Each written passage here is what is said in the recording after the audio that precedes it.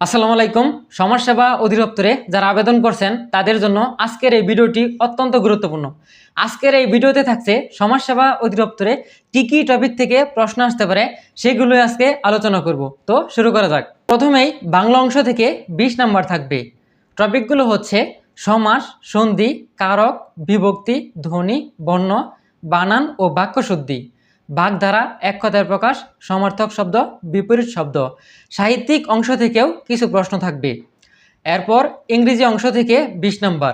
টপিকগুলো হচ্ছে parts of speech, tense, voice change, narration, subject verb agreement, synonym antonym, idiom phrase, preposition, correct spelling. এরপর গণিত অংশ থেকে 15 নম্বর থাকবে। টপিকগুলো হচ্ছে শতকরা, লাভ ক্ষতি, সুদ, অনুপাত, ঐকিক নিয়ম, সময় ও কাজ, ঘর, ভগ্নাংশ, লসাগু গসাগু, বীজগণিতের মান নির্ণয়, জ্যামিতিক ও মৌলিক সূত্রগুলো থাকবে। এরপর আসি সাধারণ জ্ঞান। সাধারণ জ্ঞানে 15 নম্বর থাকবে।